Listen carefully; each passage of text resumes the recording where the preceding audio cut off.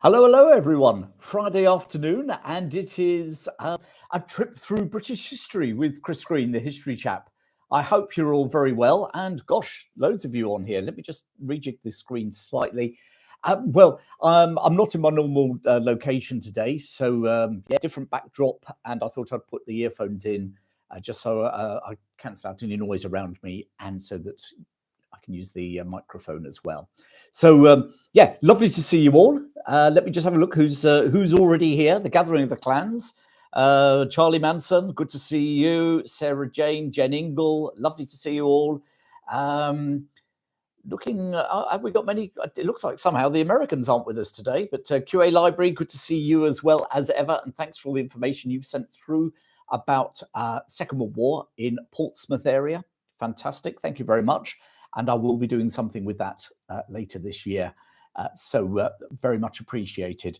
And of course, any of you who've got ideas about future main video productions you'd like to see from me, please drop me a line.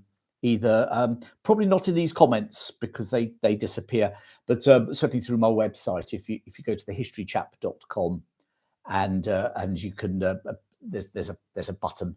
It says contact me. You can. So what do we got for you today, or for today, this week in British history?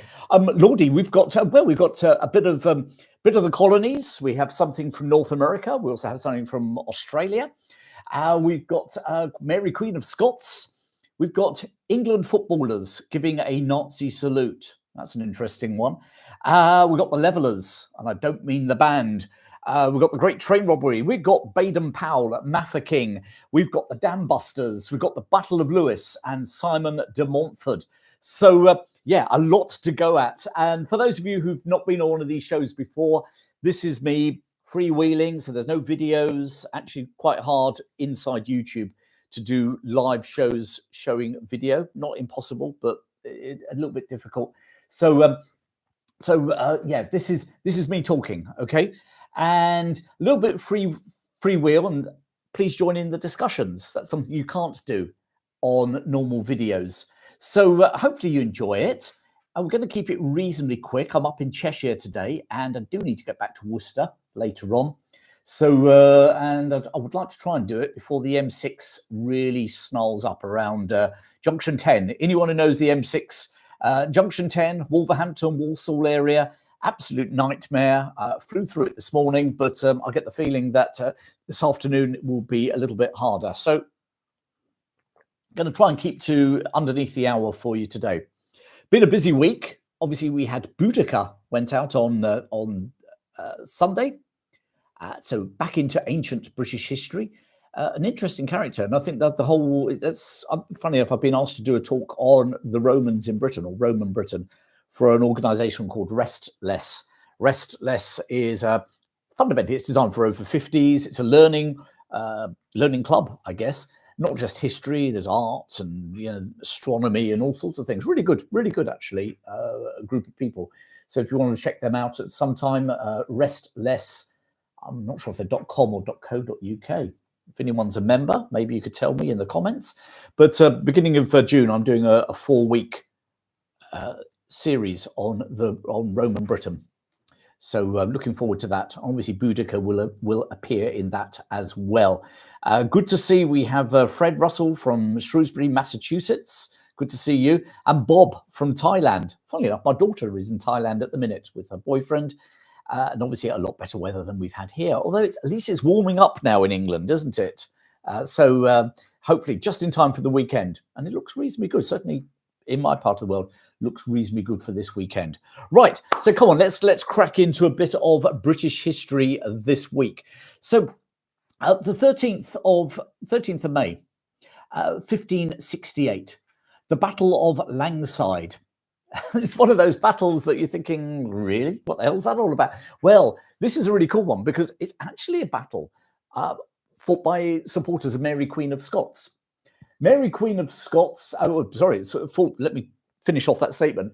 Battle between forces of Mary Queen of Scots and forces supporting her son, James VI of Scotland, future James I of England. And the Battle of Langside, basically, long and short, was, real snippet of Mary Queen of Scots history. Mary Queen of Scots had a little baby boy, Prince James, from her husband, Lord Darnley. Lord Darnley and her had a marriage made in hell, quite frankly. And Darnley eventually left the palace, was living outside the palace, and was assassinated, blown up. His house was blown up. And it looked like he'd been smothered. So no one knows whether he was smothered after the explosion or before the explosion. But anyway, his body was found. He was killed, obviously, assassinated. And all fingers pointed at the Earl of Bothwell, one of Mary Queen of Scots' supporters. In fact, he was a bit more than a supporter because she basically married him. So Scotland was in uproar that Lord Darnley had been killed, and now the man who was the prime suspect was now married to the ex-wife, and Scotland rose in rebellion. It didn't help the fact that Mary Queen of Scots was a Catholic monarch in a Protestant country at the time, and anyway, she was basically forced to abdicate in favour of her young son, Prince James, who became King James VI of Scotland, and she was effectively imprisoned in a castle. She escaped, raised her forces, or raised some supporters, and rallied her troops, her supporters, to retake her throne. And the result was the Battle of Langside in Scotland. She was decisively defeated by the forces that were loyal to her son. Her son was only 1 year old, so he wasn't there at the battle. But this was effectively the Protestant cause in Scotland versus ousted Catholic cause. Mary went on the run and she fled to England. And that's where the whole story of Mary Queen of Scots being stuck in England, effectively imprisoned in England by her cousin, Mary Elizabeth Tudor, Queen Elizabeth I, and ultimately her involvement in a variety of Catholic plots to assassinate Elizabeth I and replace her with Mary Queen of Scots, her cousin. And that ultimately in itself led to Mary Queen of Scots' execution. So there we go. The Battle of Langside in 13th of May, 1568. And Sandy has said May wasn't a good month for Mary Queen of Scots. So thank you very much for that one. Steve, you're in Thailand as well. Blimey, everybody's in Thailand this weekend. Let's just see what else we've got.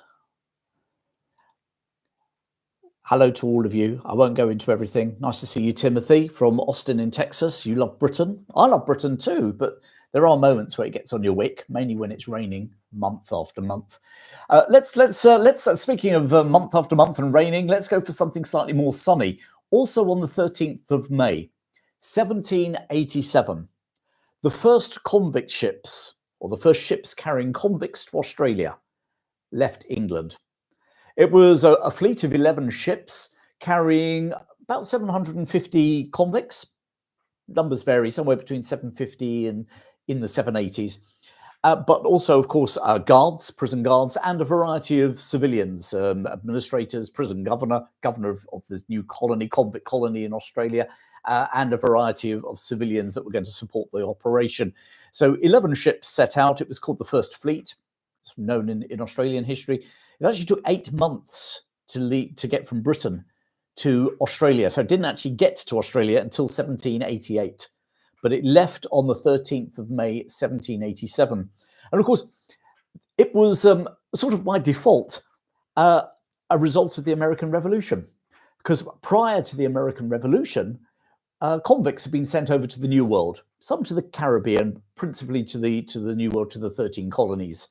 Mainly the southern colonies, actually. And but obviously, with American independence, that sort of put a kibosh on that convict experience. So that to find somewhere else. And it just so happened that Captain James Cook had been sailing around the southern seas, and hence Australia was identified as a potential alternative to the to the American colonies. So anyway, so the 13th of May, 1787, the First Fleet of 11 ships carrying convicts to Australia set out. So there you go. And that really was the beginning of the sort of the colonization of Australia, or the European colonization of Australia. Let's have a quick look in the comments. What are people thinking? What do people think about the Boudica video? And also, actually, what about last night's one about Donald Pleasance? Either a great actor, Donald Pleasance, and not just in James Bond as Blofeld in You Only Live Twice. But interesting story. And so many of these actors in the sort of the 1960s, 50s, 60s, early 70s came, of course, with a wartime past. I'll do some more in the future. I don't just want to keep doing wartime people, but I mean, Christopher Lee has a fascinating history. And even Tommy Cooper has a great story as well. And of course, don't forget Spike Milligan. But Spike dined out on his wartime experiences, but maybe people like Tommy Cooper didn't so much. So some interesting stories to tell there. Let's see where we're going from. We've got a bit of a debate going on.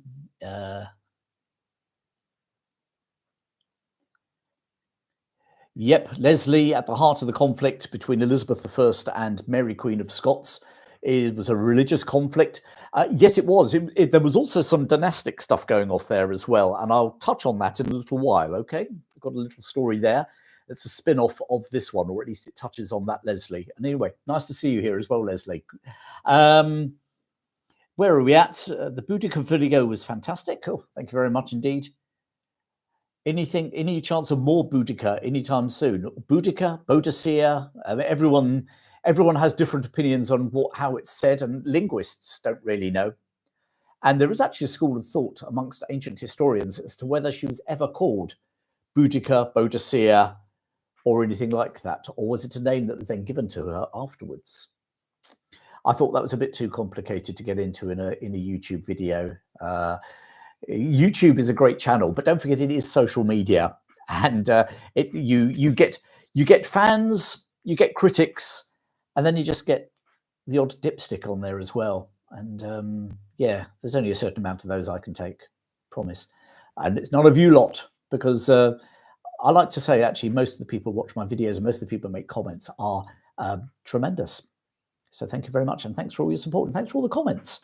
And I do pick up on, on suggestions people make as well about future videos. In fact, Donald Pleasance was one. Some of you have asked about Caractacus as well, because he's like this unsung hero. Everyone knows about Boudica, and she's got this great big statue by Westminster Bridge, sort of facing the House of Commons. There's a stupid souvenir stand right underneath it now, so you have to be really good with your photography to capture the statue and not get the souvenir tat underneath. But I mean, Caractacus was an amazing leader, resistance leader in Britain against the Romans, because he was there at the Battle of Medway. He then opposed the Roman crossing of the River Thames. Then he fled westwards, ends up in a totally different British tribe, commanding the Silures in South Wales, and then a tribe in the North Wales as well. So almost like a ultra-national sort of leader, that he was seen as someone, and obviously the Brythonic Britons, even though they were separate tribes, all spoke a similar language, shared similar cultural values. But nevertheless, being able to move from one tribe to another was fascinating. And his final showdown with the Romans, somewhere on the River Severn, they think it's around the Newtown area, Newtown in Powys, mid Wales. Sort of, those of you who've got a map, this is where live doesn't work, because I'd love to show you a map now. But yeah, basically, if you look at the border of England and Wales, very close, halfway up, that's where Newtown is, and they believe that's where the last battle was, and that's when he was defeated there that he fled to another tribe, the Brigantes, who occupied a large part of what's now northern England, and crossing over into the very lowlands of Scotland. And unfortunately for him, the ruler or the leader of the Brigantes at the time, Cartimandua, a woman, female queen, who no one remembers, because everyone remembers Boudica, but she was a queen in her own right, not a consort like Boudica. She basically was on the side of the Romans. She was a proxy ruler for the Romans, and she arrested Caractacus, handed him over to the Romans, and he ends up going to Rome, where he pleaded for his life in front of Emperor Claudius, who very leniently allowed him to live. Which, interestingly, Julius Caesar, where exactly the same thing happened with the leader of the Gauls, modern-day France, Caesar had put him to death, despite him being brought to Rome and making a passionate speech. And they think that Claudius actually wanted to prove he was even better than Caesar because he could be magnanimous in his victory. And Caractacus sort of lived out the rest of his life in Rome, but disappears from history. Whereas Boudicca, who only had a rebellion for 1 year, didn't leave lots of different tribes like he did, she is commemorated to this day with a statue. Funny how history turns, isn't it? There you go. Let's have a look at where we're at now. I've got to think.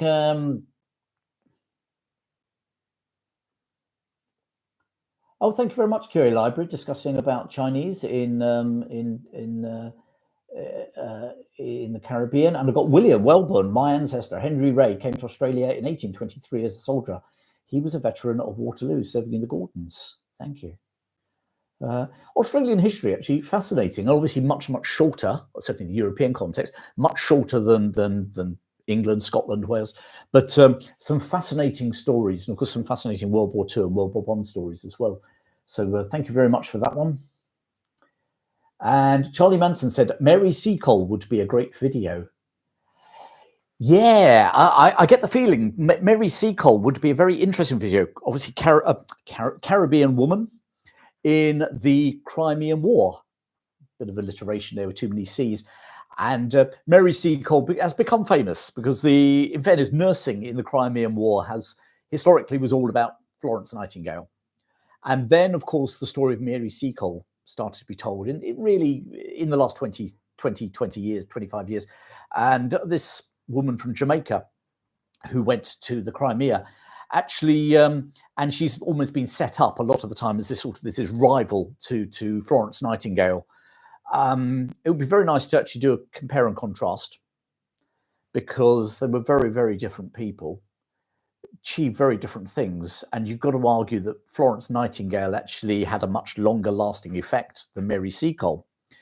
And interestingly, of course, unfortunately, the Mary Seacole story, which I find fascinating, I don't have a particular axe to grind on Black history and stuff. I'm just fascinated by different characters.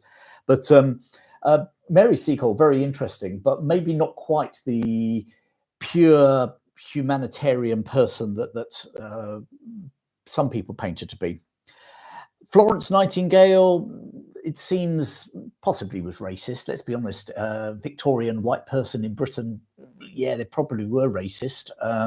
Plenty of other people since then have also been racist. Plenty of people in our own families, probably. But I actually think Florence Nightingale didn't suffer fools gladly. And if I tell the story of Mary Seacole and Florence Nightingale, I'd like to bring in some of the other nurses, in particular Betsy Cadwallader from North Wales, this elderly nurse. And her and Florence Nightingale did not get on whatsoever. And just really to go and prove that actually, this is my theory, okay, that Florence Nightingale didn't suffer fools, and she didn't suffer Mary Seacole, who actually she wrote about as quite a nice person. She thought Mary Seacole was doing some good work. She just didn't necessarily get on with her professionally. And the same applied for Betsy Cadwallader. And interestingly, the Betsy Cadwallader's name lives on. That's the name of the hospital trust that looks after Bangor Hospital in North Wales. So there you go, hospital trust named after Betsy Cadwallader. So I'd like to do something about the Sisters of Mercy. But I just know on YouTube, if I'm fair, in fairness, I'm going to get a whole lot of people who are going to go off on an anti-Mary Seacole thing because they're there. Right. Thank you, Uncle Heavy. Mary Seacole. I'm getting a bit of a thing from Mary Seacole, so why not? And let's be honest, I think most of you guys know, I go down the line because my story about Jimmy Durham, the Sudanese orphan that was adopted by the Durham Light Infantry, and his story, the video I did about that, I'd like to think that was pretty fair all round. And I'd like to do the same for Mary Seacole, actually. So there you go.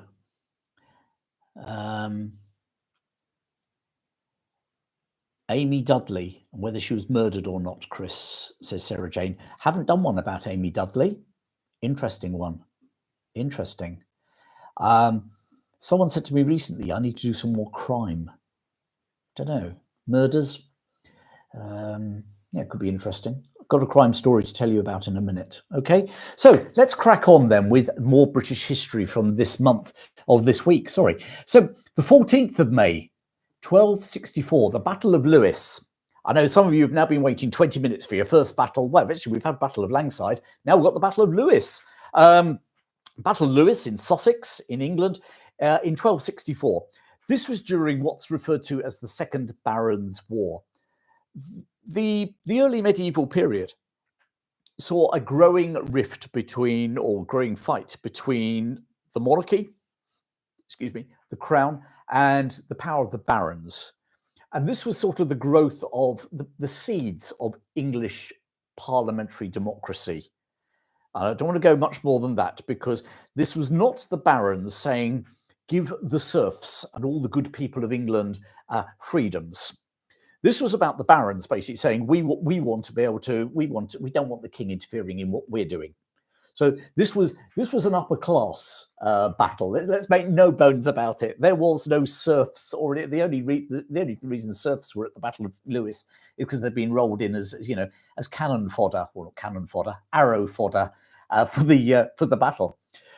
Basically, Henry III was King of England at the time, unpopular, autocratic, tended to rely on favourites, and the barons felt they were being marginalised. And the barons didn't like that. Under a man called Simon de Montfort, they rose in rebellion. They ultimately, this was the first, they rose in rebellion. Henry III agreed to a treaty called the Provisions of Oxford in 1258, which was that a parliament of fashion would be called 3 times a year. Mainly it was the bishops and the barons would come and advise the king and, have a bit of power. King Henry III wasn't happy with this treaty, so he asked the King of France to arbitrate. Was Simon de Montfort and the barons correct, or was he correct? Well, funnily enough, the King of France, you got to circle the wagons, haven't you, all together. So the King of France found in favour of King Henry III of England, which so King Henry III of England did a proverbial 2 fingers to the barons.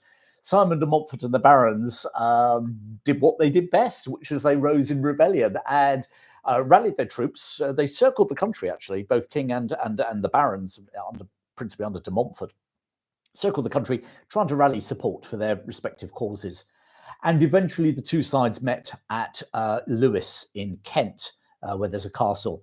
De Montfort, the Baron's army, was about twice the size of the King's army, about 10,000 versus 5,000, very crudely.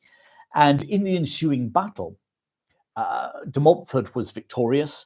King Henry effectively surrendered, along with his son, Prince Edward, Prince of Wales, known to history as Edward Longshanks, ultimately Edward I, conqueror of North Wales, Hammer of the Scots, as he liked to be called. Henry and Edward were imprisoned. Henry was still on the throne. He hadn't been deposed or anything, but effectively what we had was de Montfort now ruling England on his behalf. He called in 1265. He called the Great Parliament. This is de Montfort, which is the seeds for modern Parliament. Because for the first time, de Montfort actually called a parliament that wasn't just the barons and the bishops, the people who, right back to Anglo-Saxon times, had been the people who sort of the king relied on. For the first time ever, he called the burgesses, or representatives from the towns and the boroughs, to come. First time that towns and cities, or mainly towns and cities, had some sort of representation in Parliament.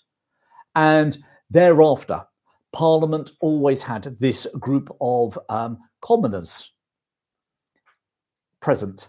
And slowly Parliament started to sit in 2 different houses. Not right at this time, but over time.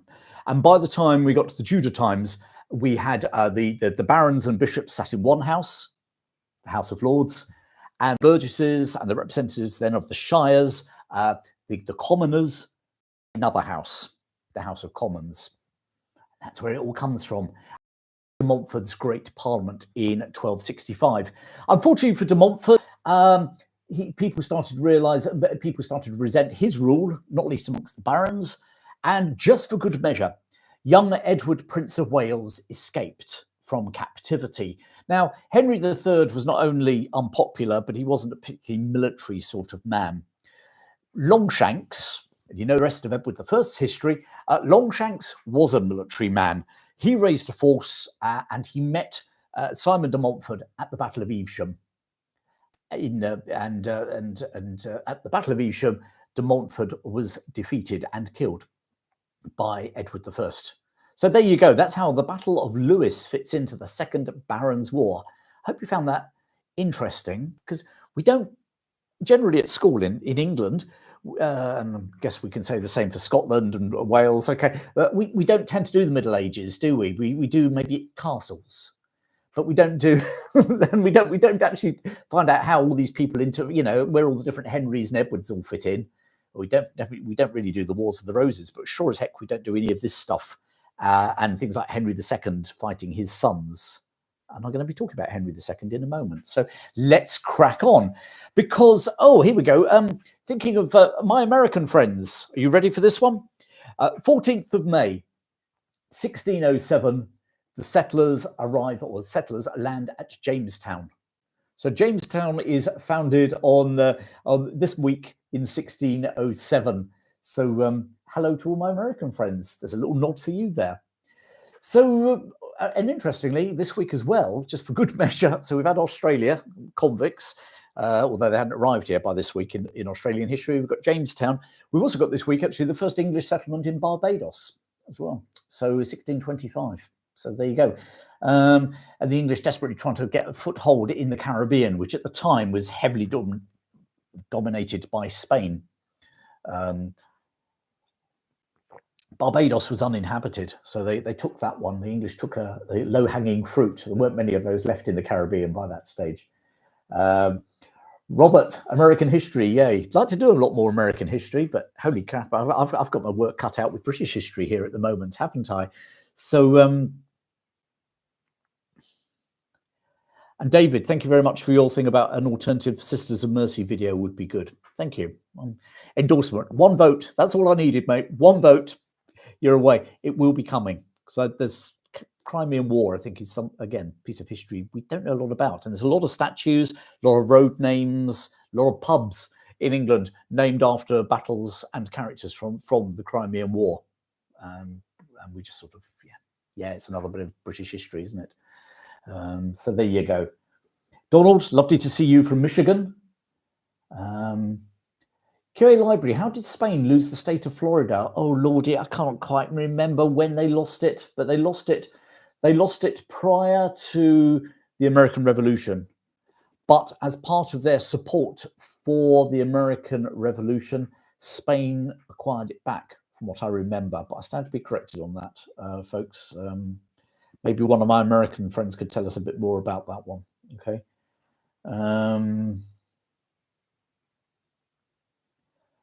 Oh, and Uncle Heavy, that's a really good one. Thank you. QA Library, you've gone blank on it. Well, trust me, I go blank quite often. That's the danger of doing freewheel jazz history, isn't it?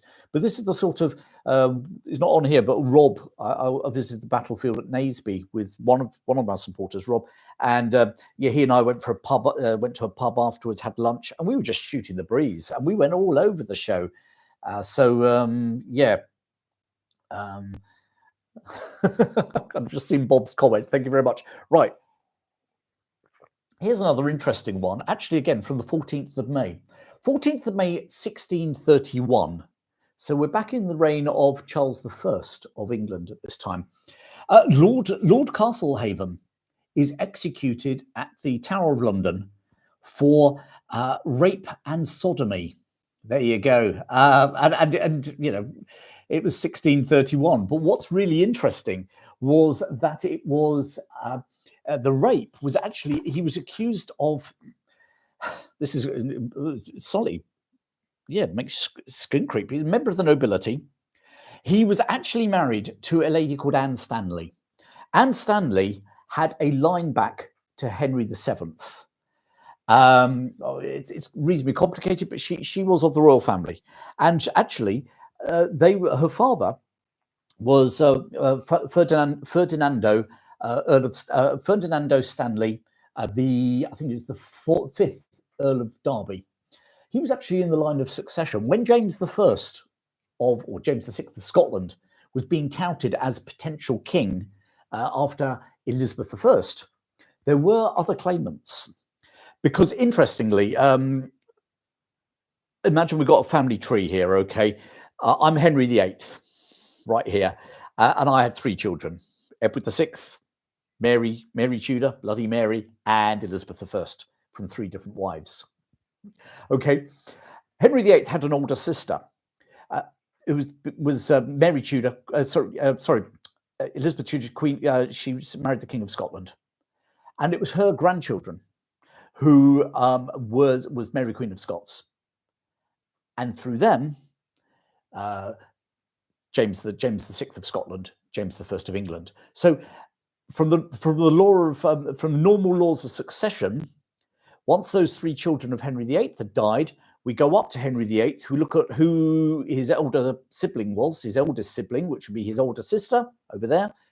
Sorry, there, and we go down the family tree, and there we end up with James. So, and that's part of James's argument, was that I am the natural heir to Elizabeth. He actually had a cousin from up in the Stuart family called Lady Arabella Stuart. She had a pretty good claim as well. And she actually had a slightly better claim, based on what I'm about to tell you now, which was that Henry VIII, in his will, basically said that obviously the monarchs would be his children. But beyond them, if they died without issue, which funny enough, they all did, the monarchs had to come from the English wing of the family. They've got to be English. A king or queen of England had to be English, aka not Scottish. And Henry VIII really disliked the Scots, okay? And he disliked his elder sister. So the fact that she'd married a Scot really didn't help matters. And in his will, he said you had to be English. Now, his will had no legal authority, but he did have moral authority, okay? So James, baby James, James VI of Scotland, was Scottish through and through. So according to Henry, he shouldn't get the throne. Now, funny enough, his cousin, Lady Arabella Stuart, despite having the surname Stuart, had actually been born in England. She lived in England. She was the ward of Bess of Hardwick. Anyone knows her story? Bess of Hardwick, richest woman in England, behind Queen Elizabeth I at the time. Hardwick Hall in Derbyshire, that's her pad. So Lady Arabella Stuart was a potential. Then we have Henry had a younger sister. Okay, younger sister initially married the King of France. That didn't work out. So she then married Henry's best mate, Charles Brandon, Duke of Suffolk. And through her line, we actually ended up, well, number one, we ended up with Lady Jane Grey. That didn't go too well, did it? But we actually had a couple of other potential claimants, all English, all with the royal blood. Henry VII was up here, dad of all 3 children here. So could have been one of the runners and riders instead of James over in Scotland. One was Edward Seymour, Lord Beauchamp. He was a definite potential alternative to James. A lot of people were touting for him. Most people, if they weren't going for James, actually went for Lady Arabella Stuart. But Lord Beauchamp, the only problem was Lord Beauchamp was quite happy being a country gent, didn't really want to be a king of England. Thank you very much. So, yeah, he was, but a cousin of his was Ferdinando Stanley. So Ferdinando was in the running as well. So anyway, his daughter was Anne Stanley. Anne Stanley married to Lord Castlehaven. Lord Castlehaven, by all accounts, was a bit of a shit. And he basically allowed one of his servants in his own presence to rape his wife. Interesting. Also, so he was actually charged with that rape, or assisting in that rape, allowing his servant, he actually ordered his servant to rape his wife. And this is like something out of Game of Thrones, isn't it? And also done for sodomy. What was interesting in this legal case was, for the first time in English law, in an English court, evidence was given against him for these crimes by his wife. Anne Stanley testified against her husband. And it was the first time in an English court that a woman, wife's testimony against her husband was admissible in court, and it was on principally on her testimony as well as some of the other servants that he was convicted of both the rape and also of sodomy, and he was executed at Tower Hill on the 14th of May 1631. I bet that's a little story you didn't know about, isn't it? Any thoughts, folks? By all means, join in the conversation. I'm going to take a breather for some water, and then we'll come on. I've got England. We've got smallpox. England footballers giving a Nazi salute, and we've got a bit of going Mafeking as well. Robert Stewart, I'm related to James VI. That's pretty impressive.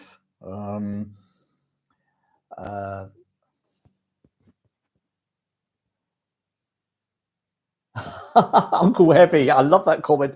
You don't know about Game of Thrones, but it sounds like something some of our current members of Parliament would get up to. Yeah, should we just store it there? I've got Alan Bastard is coming to mind here, but from a comedy perspective. Neil Morrison, lovely to see you. Thanks for all your support, mate. Family genealogy, I'm a Mormon. Okay. And I seem to remember Ancestry.com was initially set up by the Mormons, wasn't it? Probably not as a commercial venture, but obviously they I think the Mormons, from what I remember, Robert, and you might have no otherwise, they're quite keen on the family genealogies. Thank you for that lifetime conversation.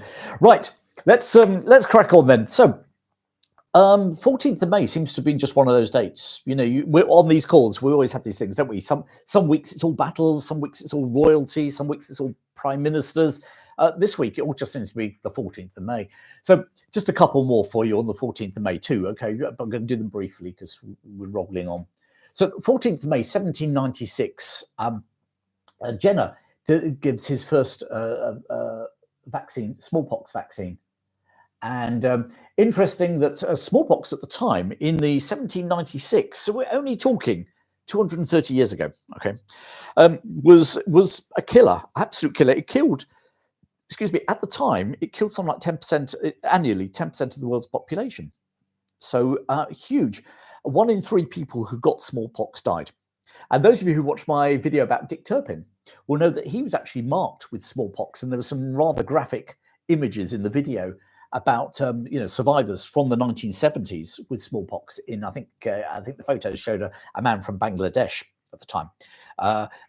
Pocked mark is it looks like you've just got, well, it looks like someone's thrown acid over your face. Quite frankly, you've just got these little holes everywhere. Anyway, William Jenner gave the smallpox vaccine. First time he'd done that, and within 200 years, smallpox had been eradicated. It's one of the very few diseases that has actually been, according to the World Health Organization, properly eradicated. So a little bit of history, a little bit of medical history, maybe one I should do a little bit more on at some stage. But there you go. And the last one for the 14th of May, we could come into the 20th century, 1938. England footballers give the Nazi salute. Now, there are certain England football fans and other football fans, not least some of the Italians, who like to also give Nazi salutes. We're not talking about the football fans. We're talking about the England team lining up for an international football match and giving the Nazi salute. What on earth was going on? It was actually a match against Germany in 1938 in Berlin. And for those of you who know your Second World War, or the build-up to the Second World War, you will know that at this moment in time, Neville Chamberlain was still desperately trying to achieve peace in our time, what's now called appeasement. And basically, this international football match, England playing in Berlin, and the British ambassador put pressure on the FA, Football Association, to be nice to the Germans. Because we've got to think about the bigger picture. This is not all about sport here, gentlemen. We need to think about peace in our time. We do not want to go to war. We want to treat the Germans nicely. So, let's be nice to the Germans here in Berlin and all give the Nazi salute after the national anthems have been played before the match. Quite a few of the England footballers were not keen on this at all. Through gritted teeth, they agreed to do it, principally because the ambassador put a huge amount of pressure on them. And the long and short was the England footballers got their revenge because they stuffed the Germans, Nazi Germans, 6-3 in Berlin during this match. And yeah, a fascinating story, and I can already see QA Library. You know what was the FA thinking? As I say, it wasn't actually the FA. The FA were being manipulated by forgotten the British ambassador's name in Berlin, Henderson, I think it was. But yeah, they were being pressurised, not manipulated, sorry, pressurised by the British ambassador. As I say, all part of the bigger picture. And you know, politicians do that to this day, don't they? You know, we not just we British, but you know, across the world, people put pressure on their football associations, put pressure on their Olympic teams to either attend an Olympics, not attend an Olympics. You know, it continues to this day. Yeah, all different. Were there any black or Jewish players at the time? Curie Library asks. Not in the England team, no. There's a very interesting story, actually, in the early 30s. Let's just say that racism was still definitely there. And let's not beat around the bush. There was a chap called Jack Leslie. Jack Leslie, striker for Plymouth Argyle, who were top of the old second tier of English football at the time. Jack Leslie was scoring so many goals, he was selected for a match. And then someone sort of pointed out at the FA headquarters, you do realise he's a man of colour, don't you? And his invitation to represent England was rescinded. And that was in the 1930s. And I just think that's an absolute crying shame. He's one of my sporting heroes. Ended up actually in the boot room at West Ham United. Died in about the 1980s, actually. But Jack Leslie, so he could have been an England international nearly 40 years before Viv Anderson became in England. It was first black player to be an England international. So there you go. Where the hell do I get this stuff from? Interestingly, there's some other stuff, and I might do a story about this whole thing because there was another football match, England versus Germany, again in the appeasement era, just before this one in Berlin, where somehow they decided, and it wasn't deliberate. It was almost like it's your turn. They didn't always play at Wembley, internationals. Very often played at other football grounds, not least in London. And it so happened that it was the turn of Tottenham Hotspur to host the international match. So we actually had this, Nazis doing the Nazi salute at White Hart Lane, a club that historically has been supported by a large Jewish fan base from North London. So you know, there's quite a lot of politics and stuff going on in football, international football, in the 1930s. Always makes you think as well. If the England team had won 6-3 in Berlin in 1938. What could England have done had the FA actually bothered to participate in the World Cups in the 1930s? Stanley Matthews, people like that. I wonder what they could have done. Could England have actually been world champions in the 1930s? Because the 30s were really dominated by Italy in the World Cup. They won in 34 and 38. And you wonder whether England could have done something. We'll never know, will we? So there you go. Let's just have a look, because I think we're all off on. Thank you, Michael Taylor, for saying that the Villa team played a German team, or German 11 in Germany, and refused to give the Nazi salute. So you see, it was being pressurised a lot that, you know, be nice to the Germans, don't annoy them. And I guess if we hadn't had a Second World War or something, maybe people would have said we made the right choice. But we know that Hitler had a particular agenda. He didn't really care whether people gave the Nazi salute or not at football matches, did he? Yeah, thank you very much for that one. Yeah, and of course we had the whole Jesse Owens thing in the 1936 Olympics, of course, in Berlin. So yeah, interesting. Really, you know, I guess the tail end of the 30s was a time, you know, from the mid 30s, Berlin Olympics onwards, time where maybe for the first time sport was really starting to get politicized and used as a political football. Pardon the pun. Yeah, and seen as an extension of the national spirit and the national, yeah, of your country. So and a way to hurt other people. and other regimes.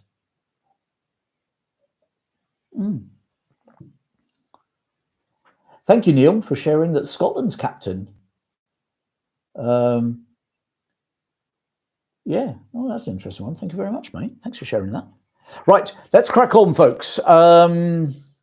Well, funny enough, Carl, you said Owen said they treated him better than his fellow Americans. I have heard stories from black American servicemen in Britain who said a very similar thing about being stationed in Britain in the Second World War and afterwards, subsequently, the 1950s, that they had better treatment than they would expect at home. So there you go. Interesting. There you go. Right. Anyway, so we're cracking on. So let's find some other interesting bits for you to talk about. 15th of May, 1855. We'll go for this one. The Great Gold Robbery. Not going to go into that in too much detail. I'm going to do a special Zoom call for my patrons next Monday, and we're going to talk about this one. So can't do too much now. But basically, it was a gold heist on the train running from London to Paris in 1855, and basically in today's money, over £1 million worth of gold bullion was stolen on this train. It was actually,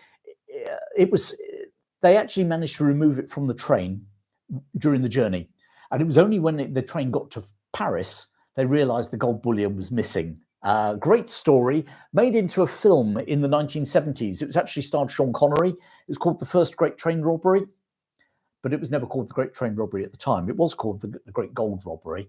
But anyway, there you go. So way before Buster and everyone else in the 1960s, 1855, we had the Great Gold Robbery, over £1 million worth of gold bullion stolen on a train running from London to Paris. Cracking. Just as a bit of a salute, but I'm not going to go into any great detail, but 16th of May, 1916, the Sykes-Picot Agreement. Sykes-Picot Agreement basically was an agreement between Britain and France as to what would happen to the Middle East after the First World War. Both were vying for spheres of influence. Both fundamentally distrusted the other. I've been reading a book recently called Line in the Sand, all about this whole sort of the Middle East, but fundamentally the British and the French at each other's throats in the Middle East.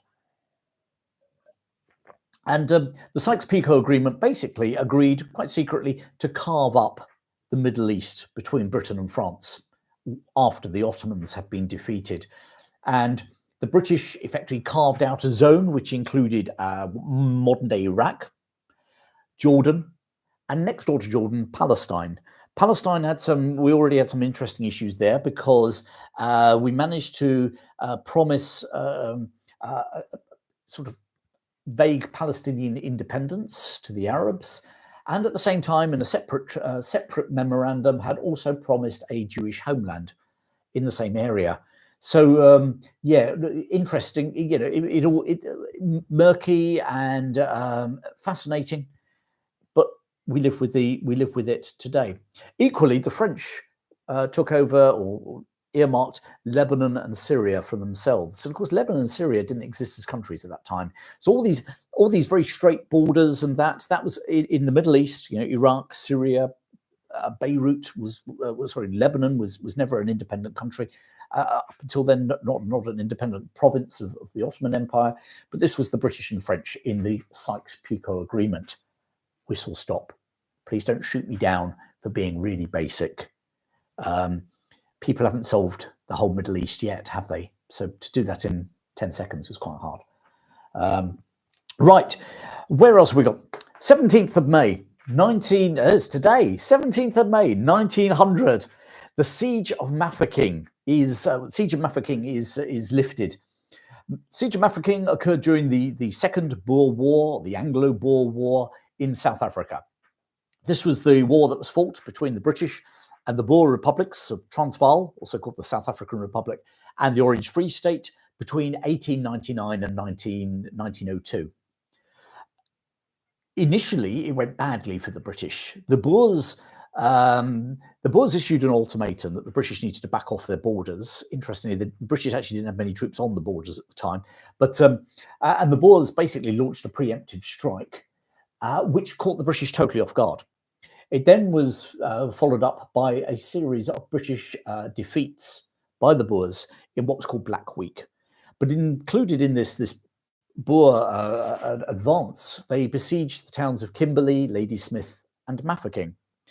Mafeking, which is effectively now, in just near the border with Botswana, in that bit of South Africa.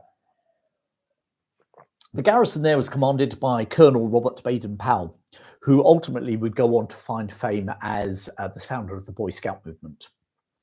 And I've put a link, by the way, to his video. I've made a video about Baden-Powell and the Siege of Mafeking. So have a look at that afterwards. Nice way to finish off a Friday afternoon. But Baden-Powell, basically, he used to send very upbeat messages out through telegram and through runners who got through the Boer lines. So Britain was getting this, and a very upbeat, very British sort of, stiff upper lip, and aren't we all having fun? And he referred to the whole siege a bit like a cricket game, this innings, we're definitely holding out for this innings and this sort of thing. And the British public, based on the fact that Black Week had happened, there were shrill reports coming from Cecil Rhodes in Kimberley about how he wanted to surrender Kimberley to the Boers. And then we had this little bald bloke in Mafeking seeming to have the time of his life. And the British public and the British press absolutely loved it, because quite frankly, there wasn't much else to celebrate at the time in South Africa from the British perspective.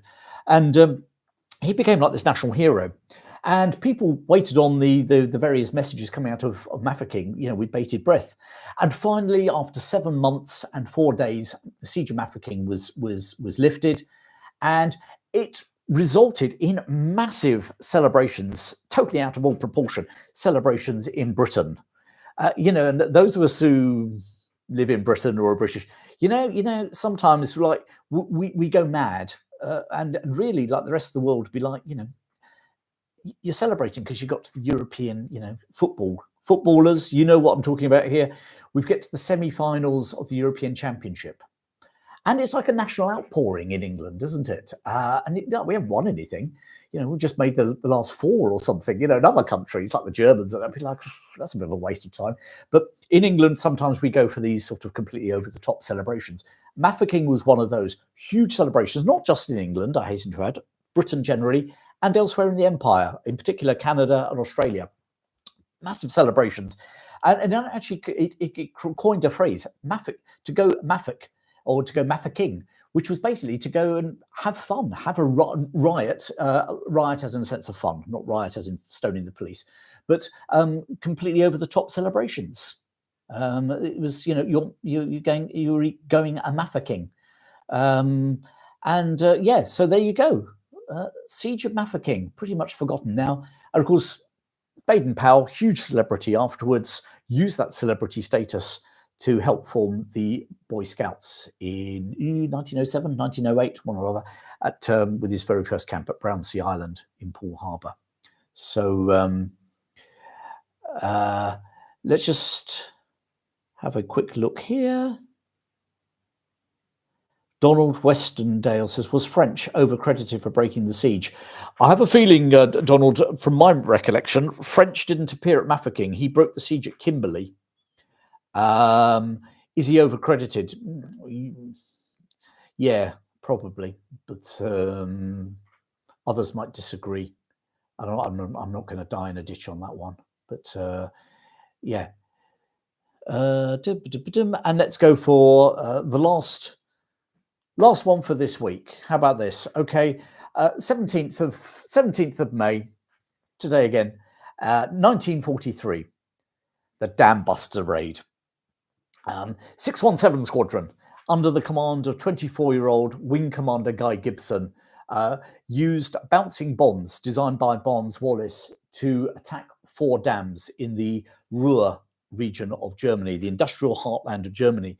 And this was really an opportunity, the aim was to break the dam, to burst the walls of the dams and to let all the floodwater flood one of the main industrial areas of Germany, and obviously, therefore, knacker industrial production, or should we say, wartime industrial production.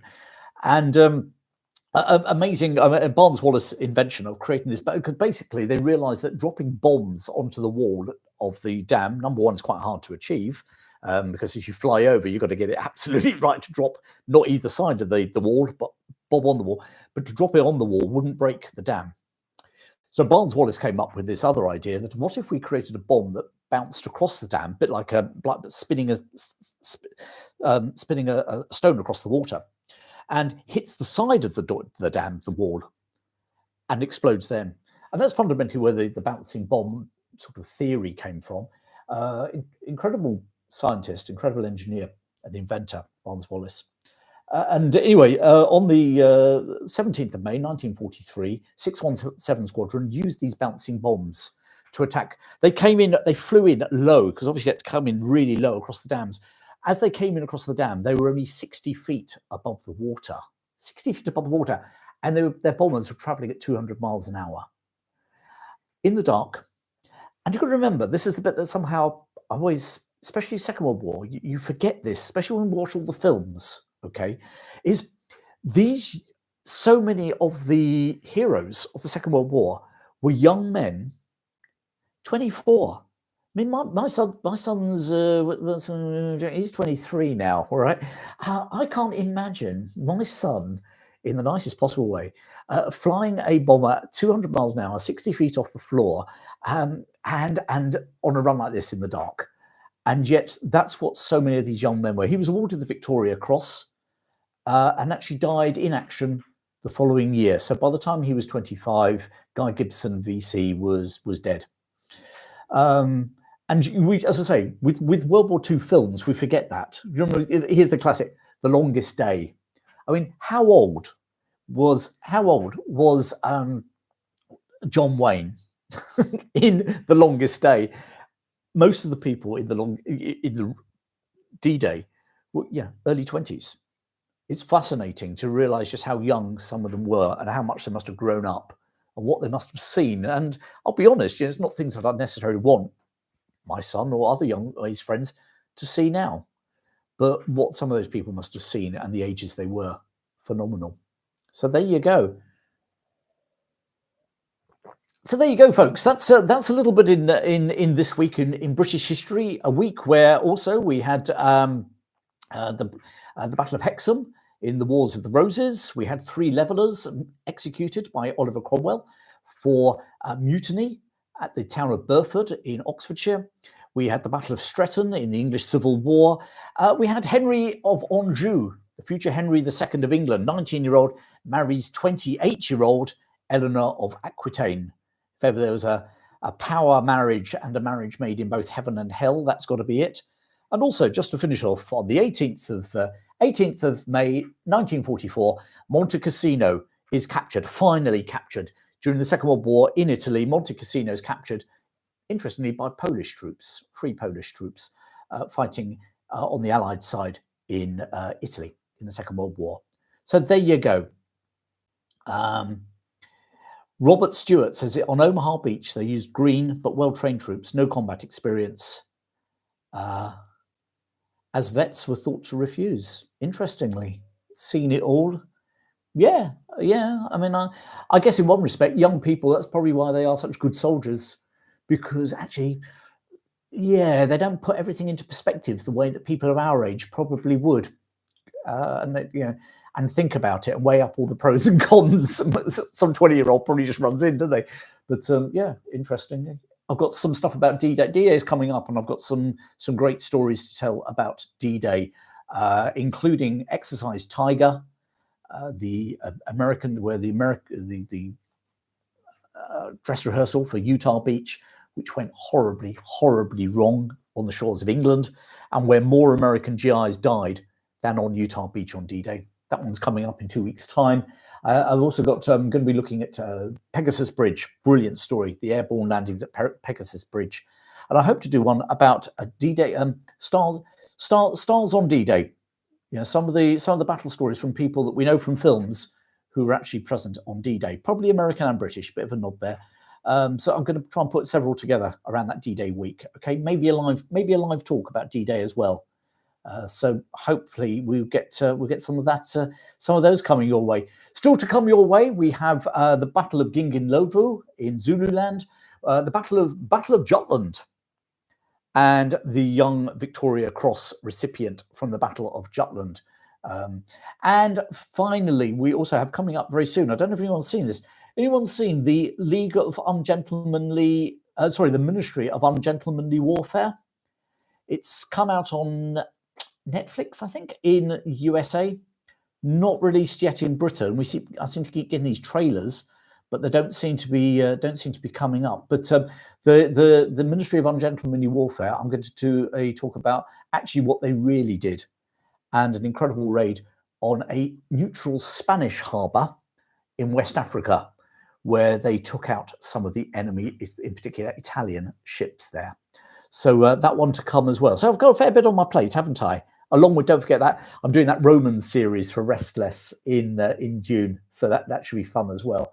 So if you've got any ideas about stories you'd like me to talk about in the future, on not so on these lives, but maybe in my big videos, my normal videos, then please drop me a line. Don't do it here.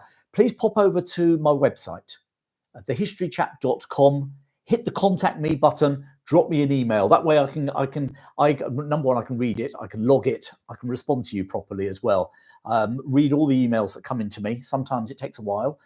Sometimes I get too many of them. But so thank you very much for everyone who does write into me. Thanks for everyone who writes comments. Comments are good here, by the way, because YouTube like them. They also like likes as well. So if you've got any of them, please give me one of those as well before you sign off. And in the meantime, have a look. I've got, say, 2 videos down there. One about Mafeking, one about also about the Dambusters. Very short one I made about 2 years ago about the Dambusters. That's only about 4 minutes. That's a real easy one, isn't it? But we've got Robert Baden-Powell at Mafeking. And don't forget the 2 videos from this week. Boudica from ancient Britain fighting the Romans, and also Donald Pleasance, Blofeld, as well as cast member of The Great Escape, and his real service or real wartime experiences as a POW in Stalag-Luft 1, different one to where The Great Escape actually took place from. But some fascinating stories out of that POW camp on the north coast of Germany, on the Baltic coast, where 9,000 POWs, 7,500 were actually Americans, 1,500 British and Canadians, and some of the American stories, fascinating. So have a look at that if you haven't seen it. It came out last night. But in the meantime, have a lovely weekend, whatever you're getting up to. Keep well, and I will see you again, this time next week, and with more videos to come in the meantime. Have a good one.